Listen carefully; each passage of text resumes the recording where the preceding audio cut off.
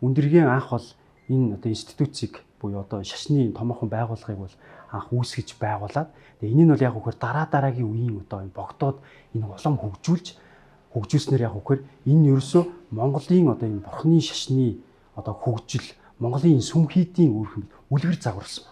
Тэр энийг хөгжүүлсэний үр дүнд яг үхээр одоо Монголын бурхны шашин одоо орон зай хувьдч үйл ажиллагааны хувьч бид нэр өөрийн гэсэн одоо тэр дүр төрхтэй өөрийн гэсэн өнгө аястай тийм одоо энэ буддизмыг буюу одоо бурхны шашныг Монгол гэсэн юм бурхны шашныг одоо ингэж бүтээж бий болгосон гэж та үздэг.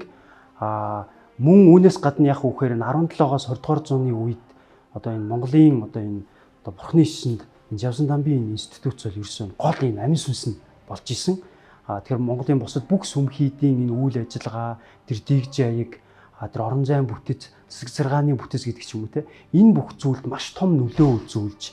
бид нарыг ийм өөрийн гэсэн ийм одоо энэ бурхны шашныг одоо энэ хөгжүүлэхэд маш том одоо нөлөө үзүүлсэн ийм одоо том институцийг одоо ингэж хөгжүүлсэн байдаг.